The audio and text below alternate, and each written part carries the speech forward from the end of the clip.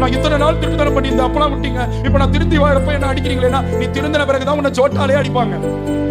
ரெடியா இருக்கிறியா? அதுவும் சாதா செருப்பால அடிக்க மாட்டாங்க, பிஞ்ச செருப்பால அடிப்பாங்க. அதை வாங்கிக்கிறதுக்கு ரெடியா? நீ பண்ற பாவம் உன்னை நிர்வாணப்படுத்தி கேவலப்படுத்தும். அசிங்கப்பட்டு நிப்ப ஒரு நாள். இன்னைக்கு தெரியாது, ஒரு நாள் வெளிக்கு வராத மறைபொருள் இல்லைன்னு வெளியே வரும். அன்னைக்கு அவமானப்பட்டு நிப்பன்றத மறந்துடாது. நீங்க எதை சாதாரணமா பிடித்து வைத்திருக்கீங்களோ இன்னைக்கே பிடித்துட மாட்டீங்க.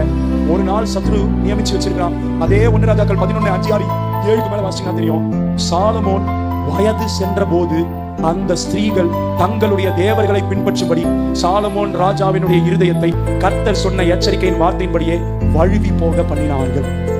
இன்னைக்கு நீ பாவத்தை தண்ணியை போல பருக்கலாம், நல்லா இருக்கும். ஆனா ஒரு நாள் வரும், உன்னை ஆண்டவரை விட்டு மொத்தமா வெளியே பிரிச்சு எடுத்துட்டு போய் அன்னைக்கு நீ எவ்வளவு அபய குரல் கொடுத்து கூட்டாலும் ஆண்டவர் உனக்கு வந்து எட்டாவது தூரத்துல நீ இருக்கிறத பார்ப்ப. கொடுமையான நாட்கள். பாவத்தோட விளையாடாத.